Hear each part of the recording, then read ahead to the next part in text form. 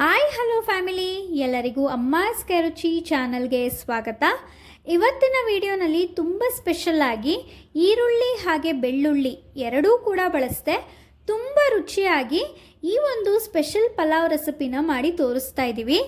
ಈ ಒಂದು ಪಲಾವ್ ರುಚಿನ ನೀವು ತಿಂತಾ ಇದ್ರೆ ಖಂಡಿತವಾಗ್ಲೂ ಇದಕ್ಕೆ ಈರುಳ್ಳಿ ಹಾಗೆ ಬೆಳ್ಳುಳ್ಳಿ ಎರಡೂ ಕೂಡ ಬಳಸ್ತೇನೆ ಇಷ್ಟು ರುಚಿಯಾಗಿ ಈ ಪಲಾವ್ ರೆಸಿಪಿನ ಮಾಡಿದೀವಾ ಅನ್ನೋದು ಡೌಟ್ ಬರುತ್ತೆ. ಖಂಡಿತವಾಗ್ಲೂ ಅಷ್ಟು ರುಚಿಯಾಗಿರುತ್ತೆ ಈ ಒಂದು ಪಲಾವು. ಹಾಗೆ ಬೆಳಗಿನ ಟೈಮು ಬ್ರೇಕ್ಫಾಸ್ಟ್ಗೆ ಅಥವಾ ಲಂಚ್ ಬಾಕ್ಸ್ ರೆಸಿಪಿಗೆ ಮಾಡಿಸಿರುವಂಥ ಒಂದು ರೆಸಿಪಿ ಇದು. ಮಾಡ್ಕೊಳ್ಳೋದು ಕೂಡ ತುಂಬ ಸುಲಭ, ತುಂಬ ಹೆಲ್ದಿಯಾಗಿ, ಟೇಸ್ಟಿಯಾಗೆ, ಹಾಗೆ ತುಂಬ ಕ್ವಿಕ್ಕಾಗೆ ಮಾಡ್ಕೋಬೋದು. ಹಾಗಾದರೆ ಬನ್ನಿ, ಈ ಒಂದು ವಿಡಿಯೋನಲ್ಲಿ ಈ ಒಂದು ಪಲಾವ್ ರೆಸಿಪಿಗೆ ಏನೆಲ್ಲ ಇಂಗ್ರೀಡಿಯೆಂಟ್ಸ್ನ ಬಳಸಿದ್ದೀವಿ ಹಾಗೆ ಈ ಒಂದು ರೆಸಿಪಿನ ಹೇಗೆ ಮಾಡೋದು ಅಂತ ನೋಡ್ಕೊಬರೋಣ. 2 ಲೋಟ ಅಕ್ಕಿ, ಹಾಗೆ 1-2 ಕ್ಯಾರೆಟು, ಒಂದು ಸ್ವಲ್ಪ ಹುಳ್ಳಿಕಾಯಿ. ಇಲ್ಲಿ ನಾವು ಬಟಾಣಿ ಹಾಗೆ ಹಣ್ಣುಳ್ಳಿಕಾಯಿನ ತೊಗೊಂಡಿದ್ದೀವಿ. ಹಣ್ಣುಳ್ಳಿಕಾಯಿ ನಿಮ್ಮ ಹತ್ರ ಇಲ್ಲ ಅಂದರೆ ಬೇಕಾದ್ರೆ ಸ್ಕಿಪ್ ಮಾಡ್ಕೋಬೋದು. 1-2 ಟೊಮ್ಯಾಟೋನ ಚಿಕ್ಕ ಚಿಕ್ಕದಾಗೆ ಕಟ್ ಮಾಡಿ ಇಟ್ಟಿದ್ದೀವಿ. ಹಾಗೆ ಸ್ವಲ್ಪ ಕೊತ್ತಂಬರಿ ಸೊಪ್ಪು, ಸ್ವಲ್ಪ ಪುದೀನ ಸೊಪ್ಪನ್ನ ಚಿಕ್ಕ ಚಿಕ್ಕದಾಗೆ ಹಚ್ಚಿಟ್ಕೊಂಡಿದ್ದೀವಿ. ಪುದೀನ ಸೊಪ್ಪನ್ನು ಸ್ವಲ್ಪ ಜಾಸ್ತಿ ತೊಗೊಳ್ಳಿ. ಹಾಗೆ ಸ್ವಲ್ಪ ಕರಿಬೇವಿನ ಸೊಪ್ಪು, ಹಾಗೆ 1 ಇಂಚಷ್ಟು ಶುಂಠಿನ ನಾವಿಲ್ಲಿ ಜಜ್ಜಿ ಇಟ್ಟಿದ್ದೀವಿ. ಇಲ್ಲಿ ಎಲ್ಲ ರೀತಿಯ ಪಲಾವ್ ಸಾಮಾನುಗಳನ್ನ ತೊಗೊಂಡಿದ್ದೀವಿ. ಮರಾಠಿ ಮೊಗ್ಗು, ಸ್ಟಾರ್ ಹೂವು, ಏಲಕ್ಕಿ, ಚಕ್ಕೆ, ಲವಂಗ, ಪಲಾವ್ ಎಲೆ, ಹಾಗೆ ಸೋಂಪು ಮತ್ತು ಸ್ವಲ್ಪ ಕಸ್ತೂರಿ ಮೇಥಿನೂ ಕೂಡ ತೊಗೊಂಡಿದ್ದೀವಿ. ಇಷ್ಟನ್ನು ಕೂಡ ತೊಗೊಂಡಿದ್ದೀವಿ. ಹಾಗೆ 1/4 ಬಟ್ಲಷ್ಟು ಮೊಸರು, 2 ಟೇಬಲ್ ಸ್ಪೂನಷ್ಟು ಬಿರಿಯಾನಿ ಪೌಡರು, ಹಾಗೆ 1 ಟೇಬಲ್ ಸ್ಪೂನಷ್ಟು ಚಿಲ್ಲಿ ಪೌಡರು, 1/4 ಟೇಬಲ್ ಸ್ಪೂನಷ್ಟು ಅರಿಶಿನ ತೊಗೊಂಡಿದ್ದೀವಿ. ಹಾಗೆ ಇಲ್ಲಿ 1 ಬಟ್ಲಷ್ಟು ಸೋಯಾಬೀನ್ನ ಬಿಸಿ ನೀರಲ್ಲಿ ಸ್ವಲ್ಪ ನೆನೆಸಿ ಆದಮೇಲೆ ತೊಗೊಂಡಿದ್ದೀವಿ. ರುಚಿಗೆ ತಕ್ಕಷ್ಟು ಉಪ್ಪು ಮತ್ತು ಇಲ್ಲಿ ಸ್ವಲ್ಪ ಎಣ್ಣೆನ ಬಳಸ್ಕೊಂಡಿದ್ದೀವಿ. ಈಗ ಹೇಗೆ ಮಾಡೋದು ಅಂತ ನೋಡೋಣ. ಈಗ ಒಂದು ಕುಕ್ಕರ್ಗೆ 7-8 ಟೇಬಲ್ ಸ್ಪೂನಷ್ಟು ಎಣ್ಣೆನ ಹಾಕೋತಾ ಇದ್ದೀವಿ. ಎಣ್ಣೆ ಸ್ವಲ್ಪ ಬಿಸಿ ಆದಮೇಲೆ ಒಗ್ಗರಣೆಗೆ 1-2 ಪಲಾವ್ ಎಲೆ, ಹಾಗೆ ಚಕ್ಕೆ, ಲವಂಗ, ಏಲಕ್ಕಿ, ಮರಾಠಿ ಮೊಗ್ಗು, ಸ್ಟಾರ್ ಹೂವು ಇವೆಲ್ಲನೂ ಕೂಡ 2-2 ಪೀಸ್ ಹಾಕ್ಕೊಂಡ್ರೆ ಸಾಕಾಗುತ್ತೆ. ಇದರ ಜೊತೆಗೆ ಸ್ವಲ್ಪ ಕರಿಬೇವಿನ ಸೊಪ್ಪು, ಹಾಗೆ ಜಜ್ಜಿಟ್ಕೊಂಡಿರುವಂಥ ಶುಂಠಿನ ಹಾಕೋತಾ ಇದ್ದೀವಿ. ಇಷ್ಟನ್ನು ಹಾಕಿ ಎಣ್ಣೆಯಲ್ಲಿ ಸ್ವಲ್ಪ ಚೆನ್ನಾಗಿ ಫ್ರೈ ಮಾಡ್ಕೊಳ್ಳೋಣ. ಇಲ್ಲಿ ನೀವು ಶುಂಠಿನ ಕಟ್ ಮಾಡಿ ಹಾಕೊಳ್ಳೋದಕ್ಕಿಂತ ಜಜ್ಜಿ ಒಗ್ಗರಣೆಗೆ ಹಾಕಿದ್ರೆ ಘಮನೂ ಕೂಡ ತುಂಬ ಚೆನ್ನಾಗಿ ಬರುತ್ತೆ, ಹಾಗೆ ರುಚಿನೂ ಕೂಡ ತುಂಬ ಡಿಫ್ರೆಂಟಾಗಿರುತ್ತೆ. ಈಗ ಇದು ಚೆನ್ನಾಗಿ ಫ್ರೈ ಆದಮೇಲೆ ಇಲ್ಲಿ ನಾವು ಪುದೀನ ಸೊಪ್ಪನ್ನು ಹಾಕೋತಾ ಇದ್ದೀವಿ. ಇದನ್ನು ಕೂಡ ಚೆನ್ನಾಗಿ ಸ್ವಲ್ಪ ಹೊತ್ತು 1-2 ನಿಮಿಷ ಎಣ್ಣೆಯಲ್ಲಿ ಫ್ರೈ ಮಾಡಿಕೊಂಡ್ರೆ ಸಾಕಾಗತ್ತೆ. ಅದಾದಮೇಲೆ ನಾವಿಲ್ಲಿ ಟೊಮ್ಯಾಟೋನ ಹಾಕೋತಾ ಇದ್ದೀವಿ. ಇಲ್ಲಿ ನಾವು ಒಂದು ಮೀಡಿಯಮ್ ಸೈಜ್ದು 2 ಟೊಮ್ಯಾಟೋನ ಬಳಸ್ಕೊಂಡಿದ್ದೀವಿ. ನೀವೇನಾದರೂ ದೊಡ್ಡ ಸೈಜ್ದು ತೊಗೋತೀನಿ ಅಂದರೆ ಹುಳಿ ಜಾಸ್ತಿ ಇದ್ದರೆ 1 ಹಾಕ್ಕೊಂಡ್ರೆ ಸಾಕಾಗತ್ತೆ. ಈಗ ಟೊಮ್ಯಾಟೋನು ಕೂಡ ಎಣ್ಣೆಯಲ್ಲಿ ಚೆನ್ನಾಗೇ ಫ್ರೈ ಆಗಬೇಕು. ಟೊಮ್ಯಾಟೋನ ಕೂಡ ಎಣ್ಣೆಯಲ್ಲಿ ಈ ರೀತಿಯಾಗಿ ಆದಷ್ಟು ಚೆನ್ನಾಗೇ ಫ್ರೈ ಮಾಡ್ಕೊಳ್ಳಿ. ಈಗ ಟೊಮ್ಯಾಟೊ ಸ್ವಲ್ಪ ಚೆನ್ನಾಗಿ ಫ್ರೈ ಆದಮೇಲೆ ಇಲ್ಲಿ ನಾವು 1/4 ಬಟ್ಲಷ್ಟು ಮೊಸರನ್ನು ಹಾಕೋತಾ ಇದ್ದೀವಿ. ಟೊಮ್ಯಾಟೊ ಹುಳಿನ ನೋಡಿಕೊಂಡು ನೀವು ಮೊಸರು ಎಷ್ಟು ಬೇಕೋ ಅಷ್ಟನ್ನು ಹಾಕೋಬೋದು, ಇಲ್ಲಾಂದರೆ ತುಂಬ ಹುಳಿ ಜಾಸ್ತಿ ಆಗಿಬಿಡುತ್ತೆ.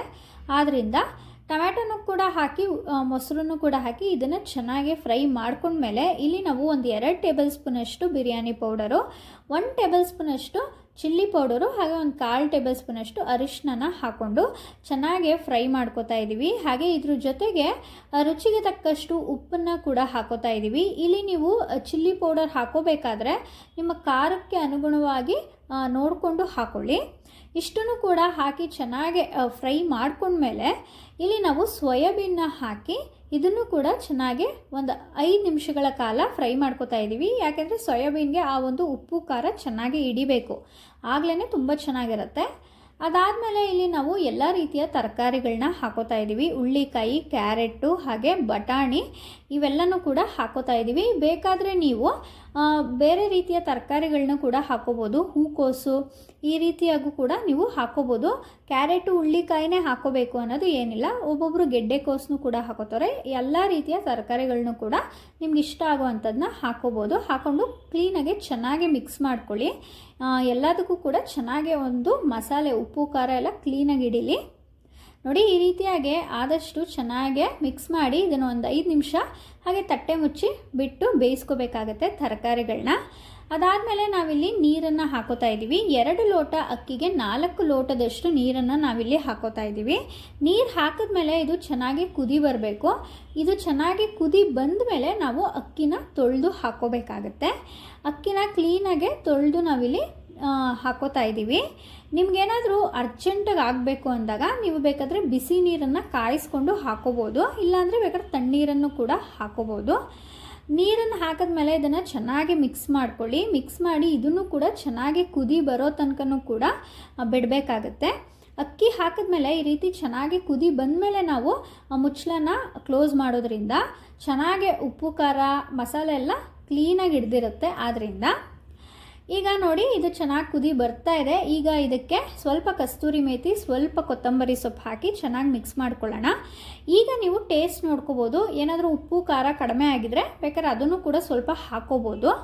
ಕೊನೆಯದಾಗಿ ನಾವಿಲ್ಲಿ ಒಂದು 2 ಟೇಬಲ್ ಸ್ಪೂನಷ್ಟು ತುಪ್ಪನ ಹಾಕಿ ಕುಕ್ಕರ್ನ ಕ್ಲೋಸ್ ಮಾಡ್ಕೋತಾ ಇದ್ದೀವಿ. ತುಪ್ಪ ಒಂದು ಆಪ್ಷನಲ್, ನಿಮಗೆ ಇಷ್ಟ ಇದ್ದರೆ ಹಾಕೋಬೋದು, ಇಲ್ಲಾಂದರೆ ಬೇಕಾದರೆ ಸ್ಕಿಪ್ ಮಾಡ್ಕೋಬೋದು. ಈಗ ಕುಕ್ಕರ್ ಕ್ಲೋಸ್ ಮಾಡಿ ಒಂದು 2 ವಿಷಲ್ಲು ಕೂಗಿಸ್ಕೊತಾ ಇದ್ದೀವಿ.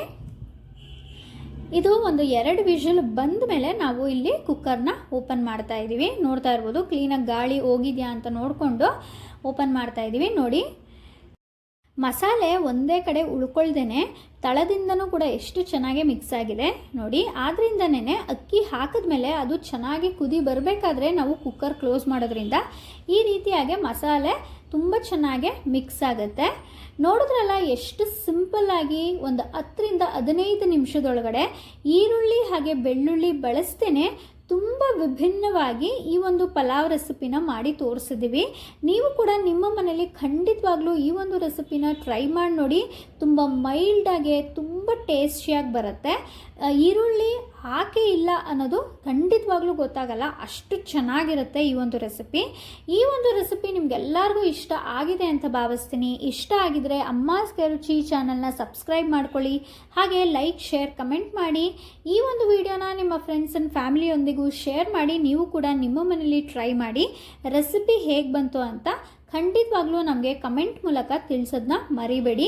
ಇದೇ ರೀತಿ ಯಾವ ಥರ ವೀಡಿಯೋಸ್ ಬೇಕು, ಯಾವ ಥರ ರೆಸಿಪೀಸ್ ಬೇಕು ಅಂತ ನಮಗೆ ಕಮೆಂಟ್ ಮೂಲಕ ತಿಳಿಸೋದನ್ನು ಕೂಡ ಮರಿಬೇಡಿ.